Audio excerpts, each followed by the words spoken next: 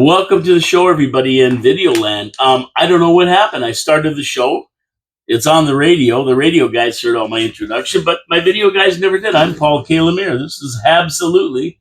Says so right up there, coming to you live. And we're at 4680Q in downtown Niagara Falls, Ontario, the studios of. And yeah, it's a beautiful day out here for today, but next week we start the preseason. It's going to be beautiful for hockey. I can't wait. Check out my new Ken Dryden shirt. Woohoo! Yes, I love it. I love it. Rest in peace, Ken Dryden. So, I was just getting into the show here and thanking Drew Deeks for coming in last week. We had a ball, and I said, if you haven't seen the video, go see it. It's a riot. We had a laugh in here. When we all get together, we have a lot of fun. It's all about fun. And the Habs, of course, all Habs, all show at HABSOLUTEly. And of course, I always have my right-hand man or my left-hand man, whatever way you work that. Jean-Louis Filion, he couldn't make it in today. So it's just me. I'm here alone. You have to deal with me, Paul K. Lemire. That's it. So as we get this show on the road, and I had a false start there. Sorry about that, radio guys. I had to tune my video guys in. I don't know why it didn't go on. Didn't pop, as they say in the business. But we're back. We're all ready to go now. Hey, listen. First thing I want to get to is viewer comments. And, there's so much going on. We had the Prospects Challenge this week, which was fantastic. I managed to catch 2 of the games. Unbelievable. It's good to see these guys back on the ice. And, of course, Monday, the preseason starts. I got my NHL center ice all ready to go so I can see all the games. And, I've been waiting for this. I mean, we all have since the end of basically the end of April, beginning of May, when we got knocked out of the playoffs by Washington. It'll be different this year. Guaranteed it'll be different this year. But until then, we just have to wait. We have to sit and wait. And we're going to talk about that later on in the show. Of course, we're going to go through it all. But like I say, let's get the viewer comments first, because we always thank our viewers for leaving comments. They do a great job at leaving comments. And that's what I like to see. People get involved and give me their opinions. We talk about them and have a great time with them. At 881 Slick, sorry for your loss with Ken Dryden, gents, and we thank you very much for those condolences. As much as it was a Montreal Canadiens fans and alumni and team and city loss, it was also a loss to the whole hockey world. This guy transcended one team, although he played for Montreal. He was just that good. He was just that darn good and a likable guy. Smart guy, 6 Stanley Cups in 8 years, and all the other accolades he got. We could talk about him. We do 2 or 3 shows on this guy and what he accomplished in his short career in the NHL, in his life. So we thank you for giving us the RIP and the sorry for your loss, 881 Slick. Yeah, we do miss him. We do miss him, no doubt about that. At Christian Pilon, 747, excellent. So he liked the show, I guess. He said it was excellent. It doesn't get better than that. And, like I said, we always have fun when Drew Deeks come in. We have fun when John and I are together. But to get Drew in here is something else. We're 2 old guys, and here's kind of a newer Montreal Canadian fan, but just as passionate as any fan that is out there. And, of course, Drew Deeks has his own show, the Drew Deeks Show. And he has his own podcast on YouTube, so it's great. He's got a lot of followers. He does a great job all the time. What can I say about Drew? He's a great guy, and we're glad to have met him. And just a background with Drew Deeks, we met him by accident. We were going to interview Owen Beck when he played for Peterborough Pizza. They came to play the Niagara Ice Dogs, so we got the green light to do an interview with him. And while we were there, we met other people in the press box, and one of them was Drew Deeks. And we went down to the room where we were going to meet up with Owen Beck. It was a set-up meeting, an interview. And Drew came into the room, of course. And we really never knew Drew before. But he said, listen, you guys taping this? And I said, well, we're just going to do it for radio. I'm going to, excuse me, record it on my phone. He goes, well, I can record the video if you like. And that was so nice of him. We said, this is a great guy right here.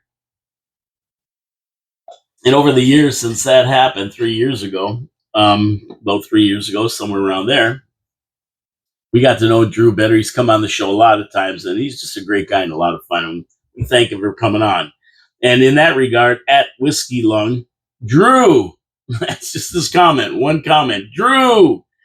So he was saying hi to Drew Deeks, and he was glad to see him on the show as well, like we are, you know. So if he can come on every week, we'd have him in probably. He's just a great guy to have in the studio. He knows his stuff, and he's a lot of fun. At Gary Cornway 9031. Great show, guys.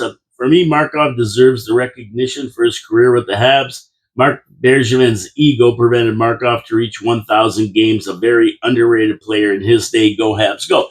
I agree 100%, Gary. I mean, what can we say about the general, Mr. Markov? The guy was legendary, and I was sick myself. I was sick myself that he couldn't get those last 10 games in with the Habs to get to 1,000. It was Bergevin for sure. And, you know, the sad part is the guy played his whole career with Montreal. That's what he wanted to do. He played his whole career with Montreal, and we couldn't get the poor guy to 1,000 games, 10 more games. I mean, you know, thank you, Bergeron. He pulled a lot of boners in his life. That was one of the ones, along with a lot of other ones. But on the other hand, we give him credit for Suzuki because he made that trade. At Gary Cornway, hi there. I have a nickname for Tyler Thorpe. And you know who Tyler Thorpe is? We saw him in the Prospects Challenge, a big kid. And he wants to call him the Torpedo. Okay, I like that name, Torpedo. Tyler Torpedo. He will cause damage with his shot and going in the corners for checking for the puck. Yeah, he's proven to be a pretty tough guy.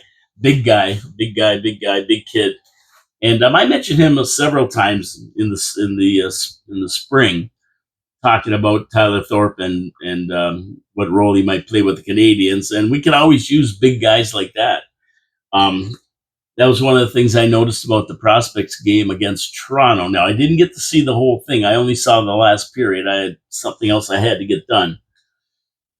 But saying that, I noticed Montreal seemed to be getting pushed around a little bit. And, you know, this is a continuing theme that we see with Montreal. We saw with Washington in the playoffs. They just seem to get pushed around a little bit. And guys like Tyler Thorpe and the Jackeye brothers, and those kind of guys are going to come in handy. These bigger guys, Dobson, who are a little bit tougher and can play a role of an enforcer where we're not going to get pushed around so much. So that's good. I agree with you. The Torpedo, causing damage with his shot and going into corners for checking for the puck. Thank you, Gary, for that comment. Yeah, I like it. Torpedo. Whether it'll catch on, I don't know, but I like it. Another at Gary Cornway, 9031. I didn't get the trivia stumper at its finest. As for George's, wasn't he the captain of the Sabres? Yes, I think he was the captain of the Sabres for a while. Kapanen, Demidov, and Jackeye killed it at the rookie showcase, especially Demidov. Yes, Demidov, 2 goals and an assist in the first game. Yeah, I agree. Demidov looked really, really good. I hope it translate to the NHL like it should. We'll see what happens, but from everything I've seen, this guy is Calder Trophy this year. He's got it all going on. He's that damn good, and I think we're going to see some really, really tremendous hockey this year from Demidov. And we've got other guys that are just going to be hitting their stride. Slavkovsky, 4th year, he's supposed to be ready to go. Doc's back, he's supposed to be ready to go. So we have a lot of good things going on. And Demidov being the center of all of it. And so, yeah, I thought Demidov looked good. Kapanen looked good. Machar got a beautiful goal in the second game there. I saw it. And Florian Jackeye looked really good too. So the rookie showcase, yes. It looks like we're going to have a couple of very special people coming in the training camp. At Reno Burgoyne, 8829. The highlight of George's is when he refused to be traded to the Maple Loafs. I remember that now that you mention it, Reno Burgoyne, 8829. Yeah, I remember him. He didn't want to go to the Leafs no matter what. He went to Buffalo instead. Now, that's a comment right there. You'd rather go to Buffalo than the Leafs. Wow. And Buffalo, what? I mean, they're perennial losers, but I'd rather go there than be on the Maple Leafs. I laughed when I read that one. Great comment. That was excellent. Reno Burgoyne, 8829. And I believe the last comment was from our buddy Gary Cornwoyer.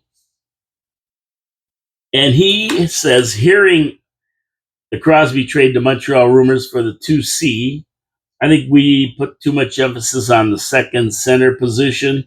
I think we should give the players a chance to prove themselves in the second center position. We drafted them to play, not to trade them. Kapanen is the front runner for me at second center. Great point, Gary. You're right. We did pick up these players. When we didn't pick them up to trade them and get rid of them, we picked them up to play and play a position on the team. So, yeah, there's lots of them. Kapanen could be the front runner. He's a good player. But we also have Doc that we got to consider. And, of course, we said that we're going to give Doc, we talked about that in the show, that I believe the team's going to give Doc his chance to shine. I mean, this is it. Contract year. He's back. They say he's healthy. They're going to get him back in the game slowly but surely. Like, they're not going to just hammer him for 25 minutes the first game or anything crazy, 17, 18 minutes. Get him in there. Let him play. Get him up to speed. Might take him, a few games to get back to game shape, but they're going to give him that opportunity to prove himself. So I like that about Montreal. They're going to do that. And we do have Beck sitting there. We have Kapanen sitting there. We have Bolduc, who they're showing how to be a center. Mark Bureau's working with him. And also, when you get right down to it, like you said before, Gary, Demidov is a center. And he may well be playing center. He said he wanted to. He's played center before. He didn't play center in the KHL, but all the leagues before that, he was a center. So it's not like he's foreign to that position.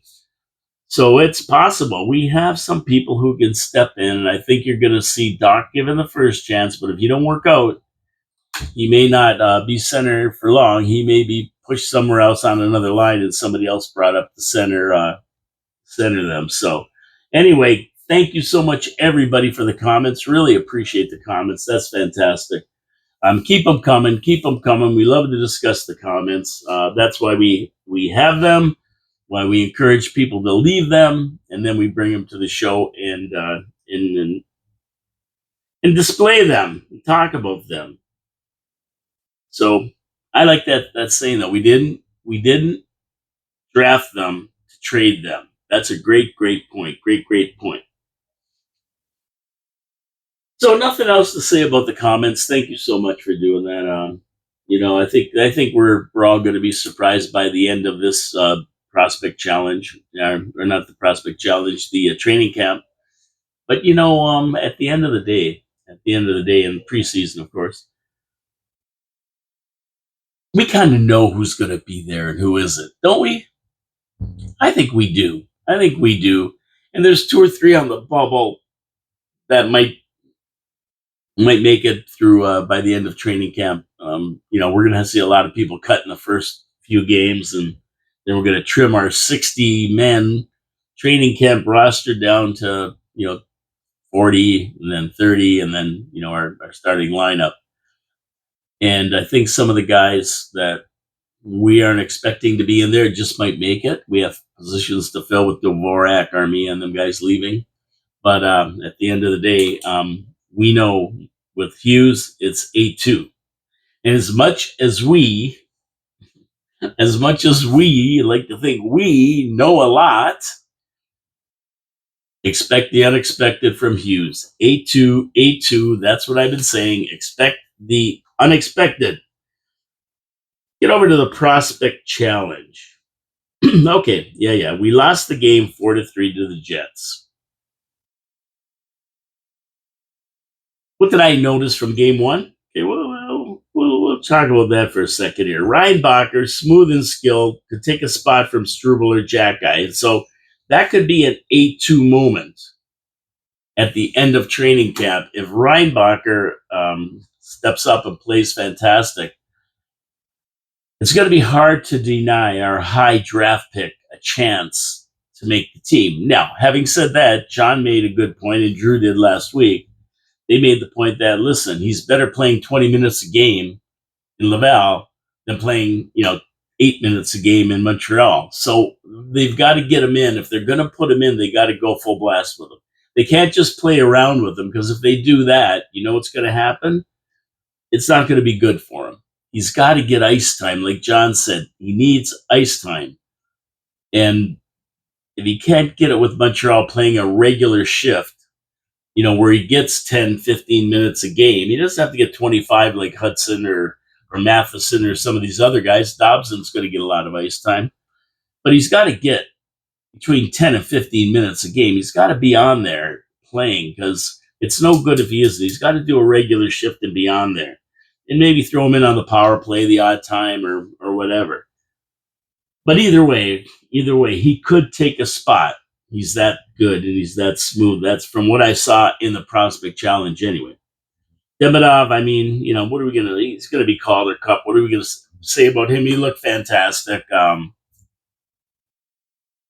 I don't have the words to say anything about him. He just goes in and does his stuff, and he's so deceptive, so fast, so skilled. The talent on him.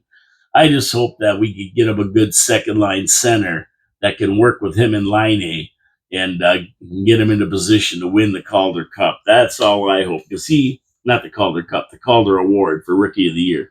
Calder Cup's a different thing. But yeah, we got to get him in that position to be successful.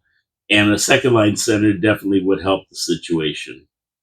And the guy I liked playing with Demidov in that Prospect Challenge game was Florian Jacki.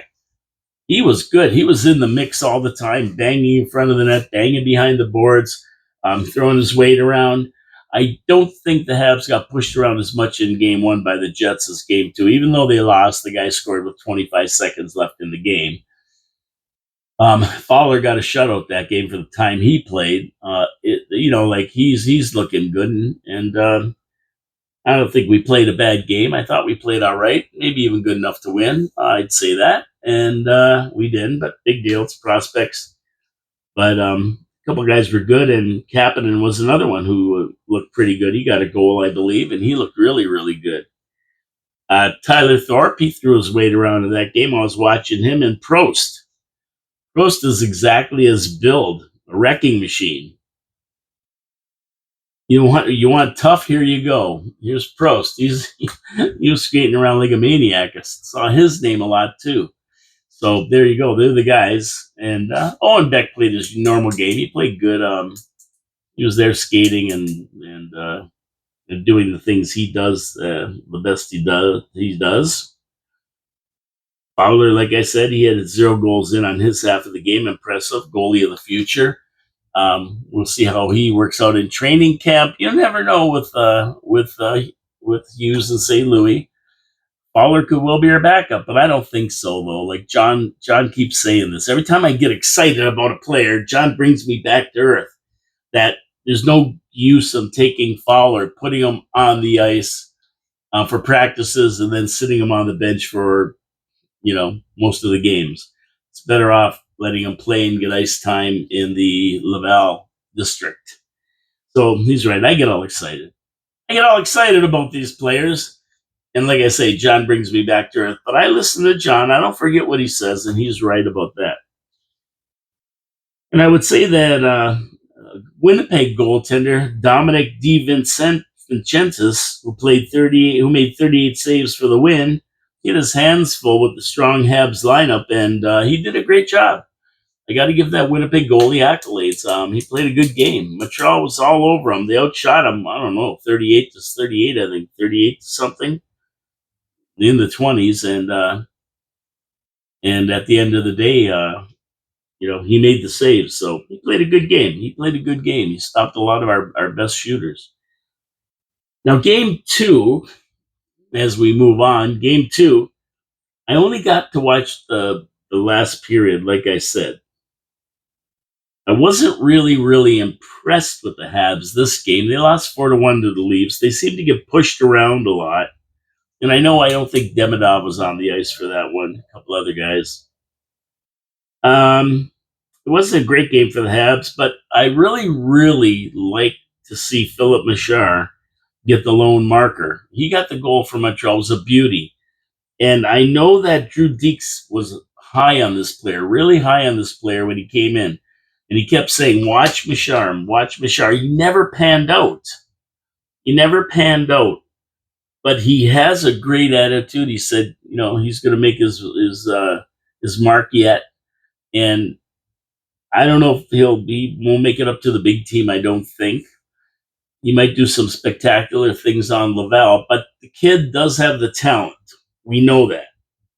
Drew Deeks knows that. That's why he was high on the player. Question is, can he make it work in the NHL? And even worse, can he make it work on the Montreal Canadiens, who are pretty deep in talent and have a set lineup? I mean, really, he's going to have to do some real wonderful stuff in training camp and in the preseason to be able to make the big club. I don't think he will, but I hope he puts on a good display because I think the kid has the talent. His work ethic may not have been there like it should have been. He may have changed that attitude. He got a little bit older, and he may be fine now. And I hope he is because he does have talent.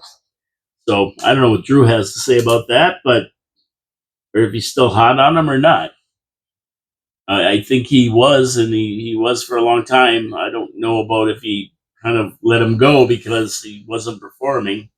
I mean, there's a couple guys like Barron that I let go long ago, and they're gone now, so we'll see. But I think a lot of people were talking about Protz, Protz, that guy. Yeah, he was something else, and a lot of people were talking about the games he was playing.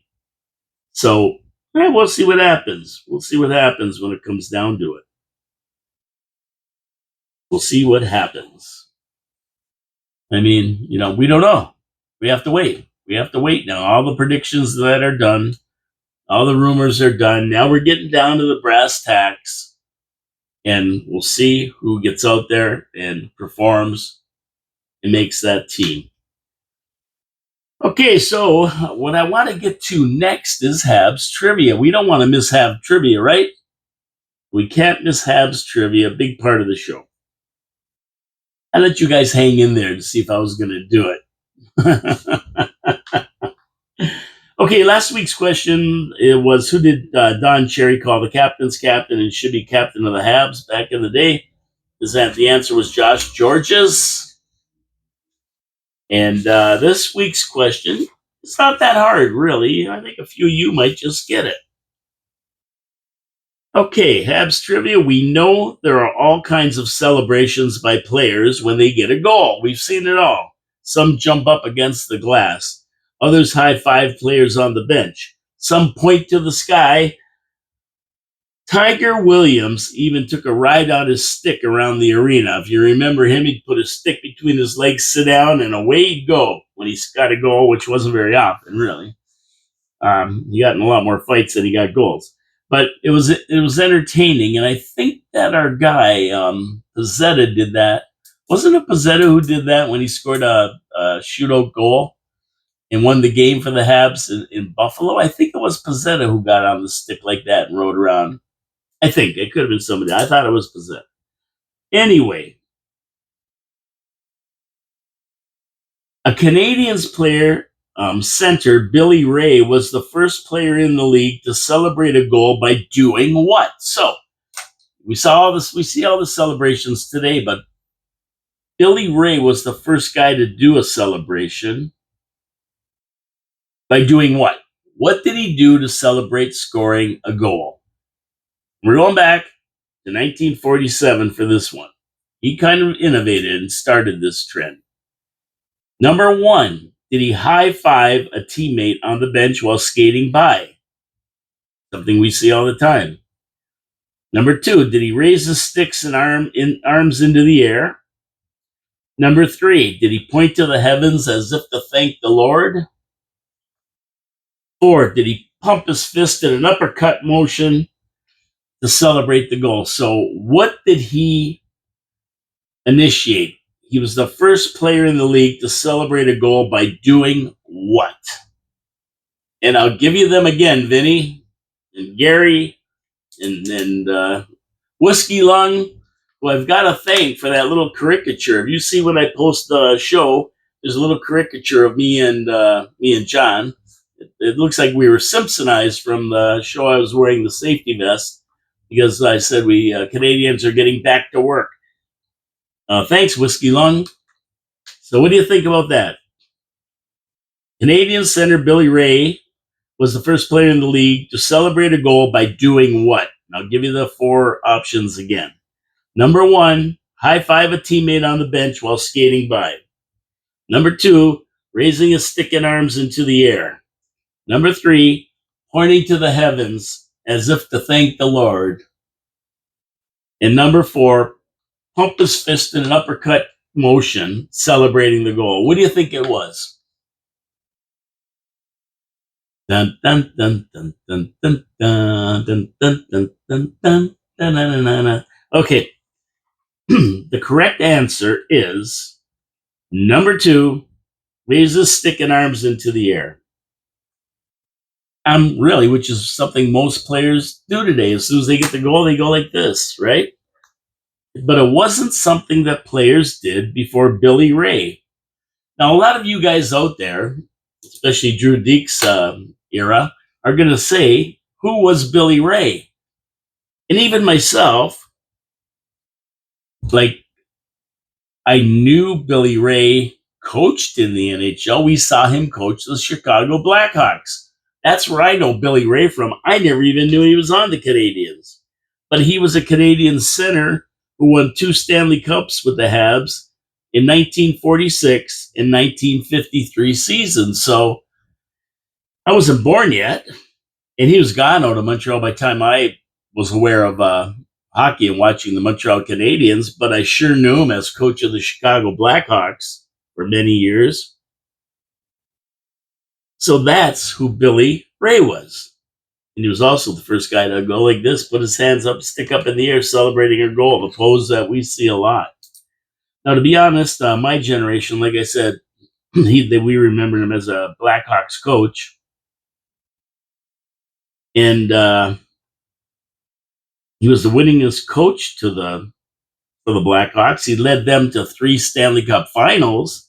But oddly enough, with this success, he never won a Stanley Cup with the Chicago Blackhawks. His 2 rings came from the Montreal Canadiens when he was center on the second line. His hockey career spanned with the Habs.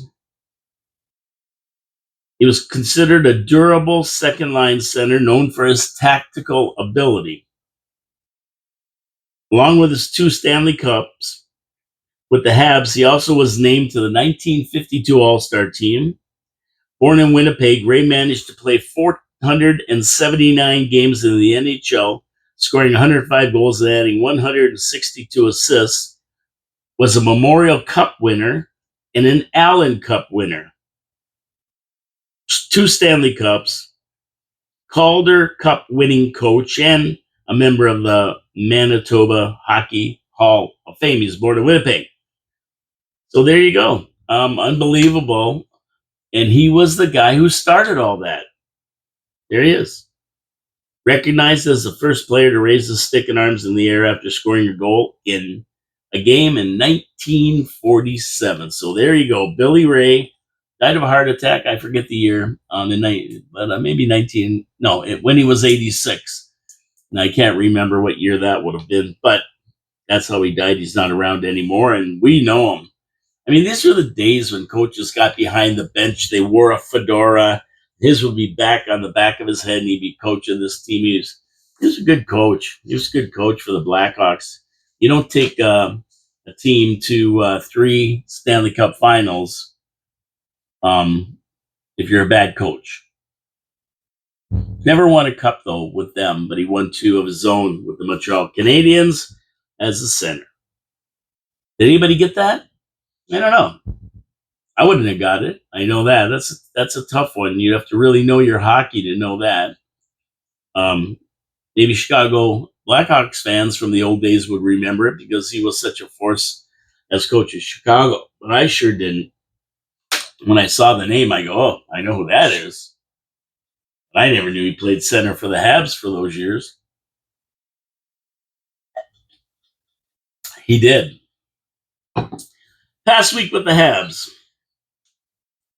Well, we saw the Prospect Challenge games, and they were really neat to watch. I had to watch them on my phone because I couldn't get them. You know, this is the weird thing about RDS. I get RDS. I get RDS as part of my Cogeco package, but they weren't showing the game in Ontario. They're showing it in Quebec, but they weren't showing the game in Ontario. So I got the channel. I'm waiting for it to come on. I saw the Alouettes playing, but they never broadcast they never broadcasted the Prospect Challenge, which was sad. I watched it on my phone, and there was no play-by-play. It was just the goals, whoever scored them, because I didn't recognize a lot of the players. I recognized the players' names, but I didn't know their numbers, and the names are hard to read when they're skating around. So, when they announced it, you know who it was and that. But it was neat to watch it, though. I enjoyed watching it. Don't get me wrong; it was great to watch. But as far as knowing who everybody was, that's a little bit deep when you're watching. You see 93 and you go, oh yeah. You see 62 and you go, oh yeah, I know who that is. But the rest can be tough to follow. So our preseason starts this coming Monday at 7 when we take on the Penguins at Sidney Crosby at home on the 22nd. Is Chris Sidney going to play? We probably get in a couple games. We follow that one up with, that's our first one. We follow that one up with Flyers in Montreal the next night, 23rd. Leafs at home on the 25th. So we have the Leafs in our house, and then we go into Hogtown on the 27th. Play the Senators in Ottawa on the 30th, and we finish off at home against the Senators on October 4th. And that's that. I cannot wait to see these games. That's that. Starts next Monday. Away we go. And then after that, we have a 4-day rest. And on October 8th, we go into Hogtown, into whatever it's called. What is it? The Rogers Centers now? I don't know what it is. And we meet the Toronto Maple Leafs. First game of the season. Opening night for Toronto at home. Opening night for Habs on the road. And we get into our season. So can't wait. I can't wait for that to happen.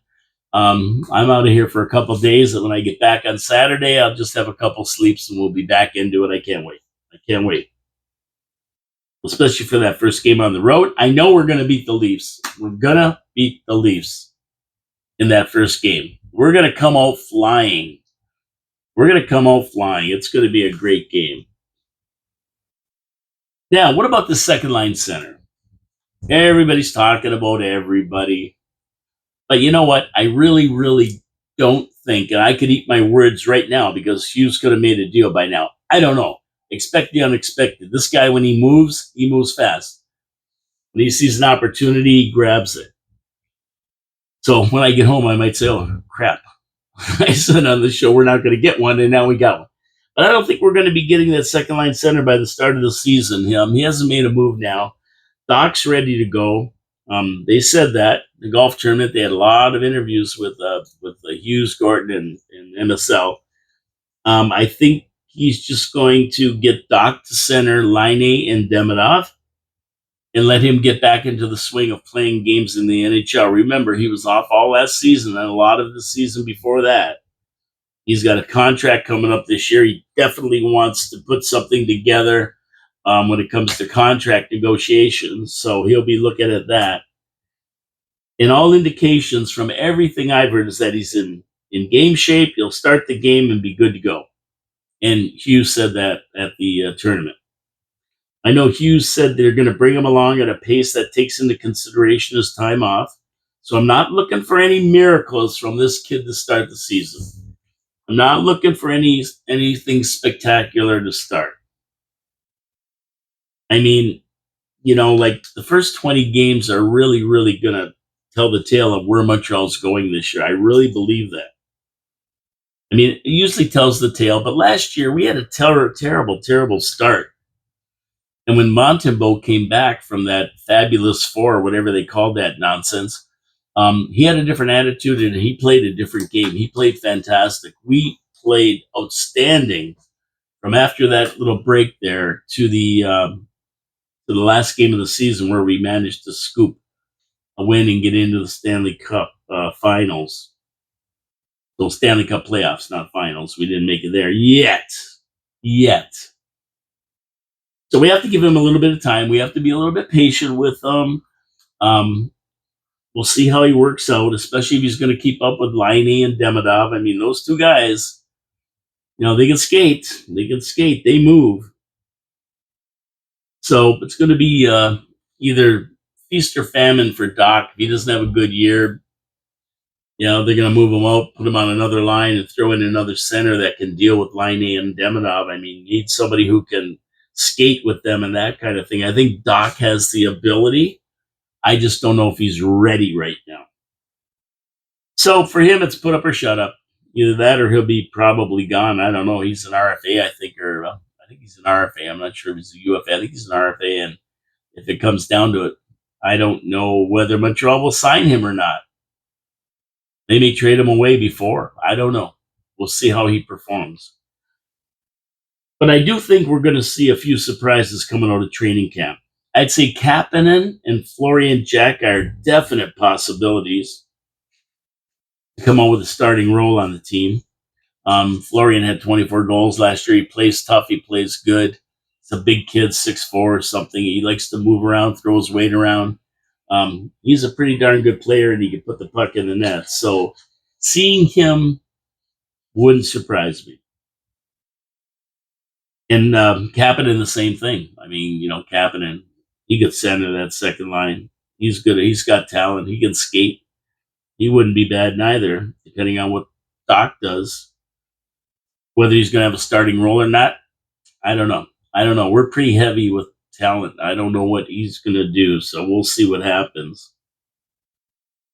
But the other guy I'm really watching is Reinbacher.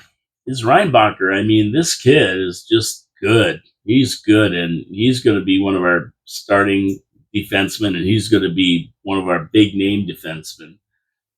If not this year, in the following year. So he might just steal a spot from Struble or Jackeye right away. He may be that good. They're going to be watching him real close, and they just may bring him up. Although, like John and Drew said, if they can't give him ice time, don't do it. He needs ice time.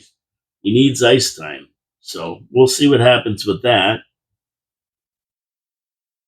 I mean, some of these players just need more time to hone their skills, and they're going to be sticking around in thing. I don't know if I see anybody else coming up unless in training camp they are just so good that you can't deny him a spot. Guys like Owen Beck, I mean, he could make it up. Andre Wawa, he could make it up.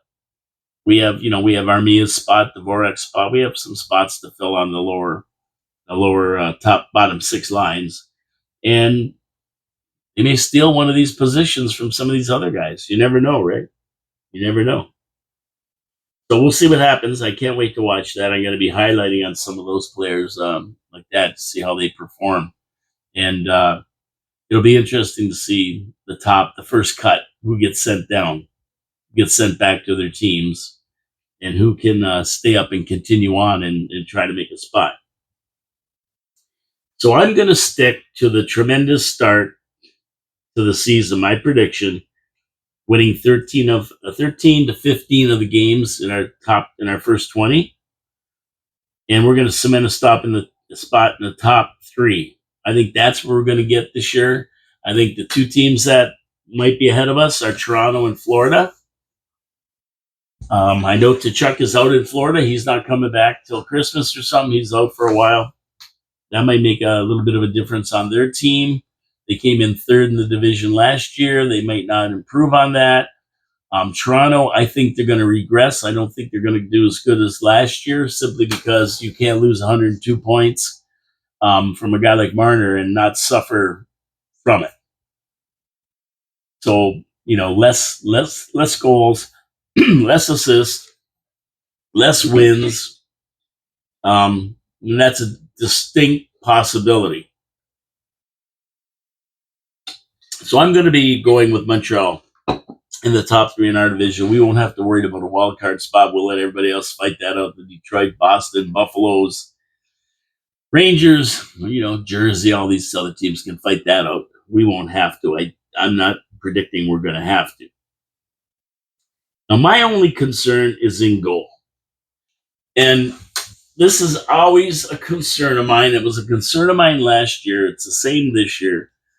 I know Sammy had a great finish to the season. I expect him to step back in and have a great start to the season. Start right up. Dobish is back up probably, but we have, what's his name? Capo Kakinen or whatever his name is. Kako or whatever. That guy there anyway. He could step in if he had to. He's got experience in that. If Dobish doesn't fill the spot. I don't know. I don't know about our goaltending. I'm still kind of wonky on that. I don't know what Sammy's going to do. He had a great end to the season, but is he going to have a good start? I mean, he's our number one, and we're going with him, so I guess he'll be okay. If he isn't, it could cause a little bit of trouble for us. That's my only question mark. So we got 60 starting at training camp. It'll be cut down pretty fast. In a couple of weeks, they'll all be gone.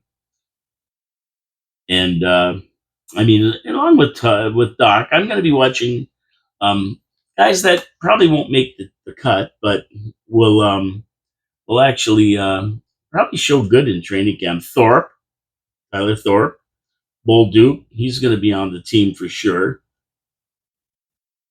Beck, he's going to probably have a pretty good showing, but I don't think he'll be starting with the Habs this year. Delphine, now he did great last year in the minors. He might, I don't know, he might take a spot there. I have to watch him. Kapanen, well, I mean, I think he'll be there. Florian Jacka, like I said, I'm going to be watching him close. He should be there. Protes, I'm going to watch him. Veleno, Blaze. I think Veleno might have a shot. Blaze, I'm not sure. Reinbacher and Fowler. Those are the guys I'm going to be watching, see how they do. I'm going to be cheering for them.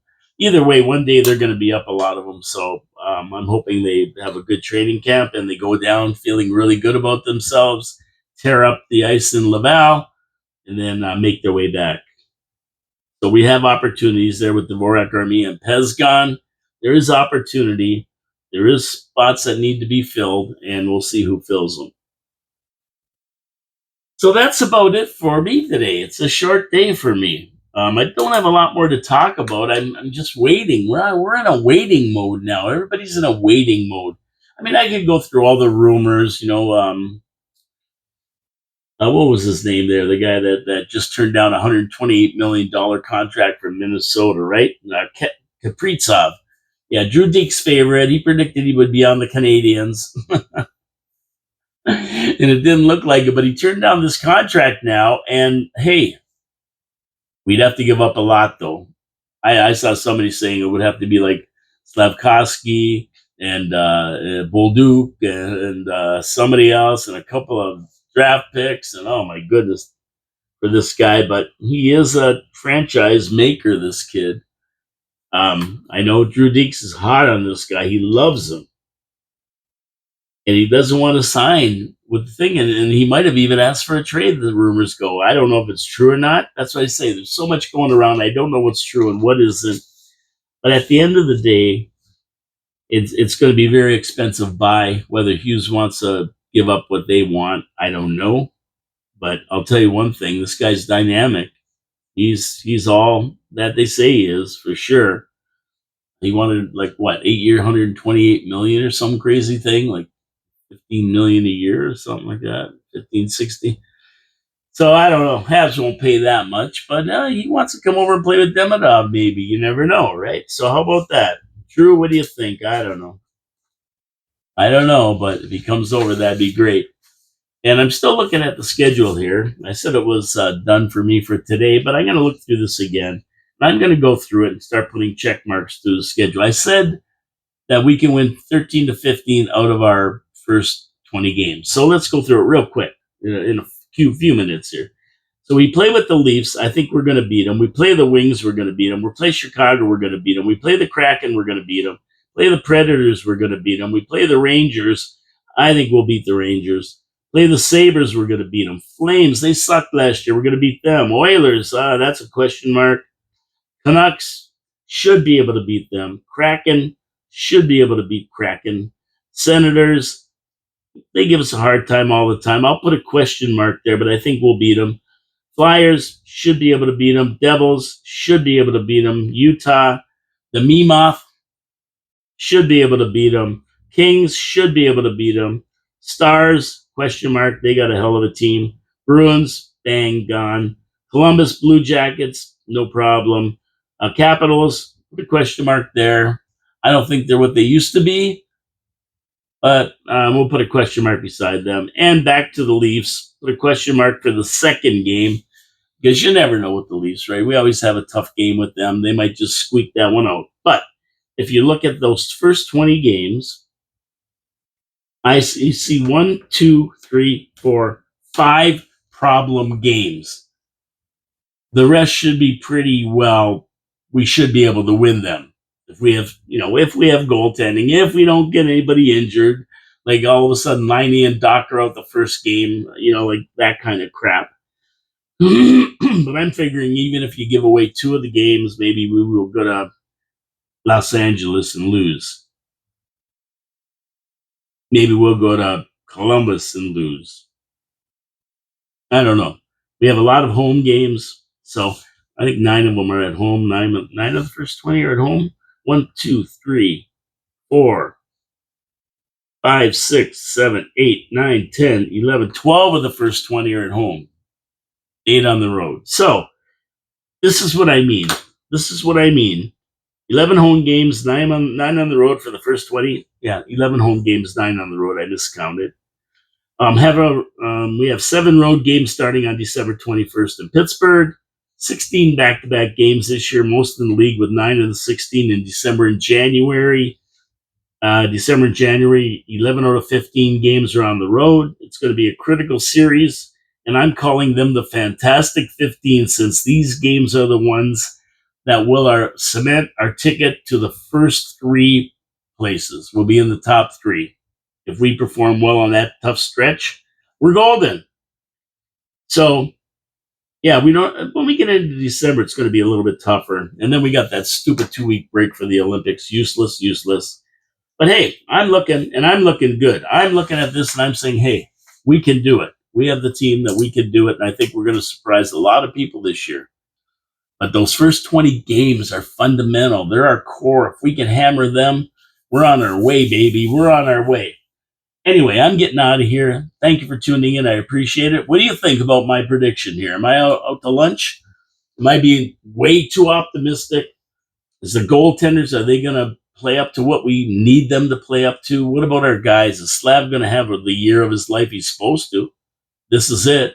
Is Doc going to come back healthy? Are Liney and Demonov, is Demonov going to win the Calder? Is Liney going to step up his game, get 40 goals this year? I mean, these guys are all hopped up. They've been practicing all summer and ready to go. So I'm feeling really, really, really good about all this. My name is Paul Calamere. This is HABSOLUTELY, coming to you live from downtown Niagara Falls, Ontario, Canada, in the studios of 4680Q. God bless you all. Stay tuned. Next Monday, go Habs go. Let's do it. And we love you, Ken Dryden. We're never going to forget you. Take care, everybody. Have a great week. We'll see you next Wednesday at noon with HABSOLUTELY. Promises made, promises kept. We'll be here. Will you?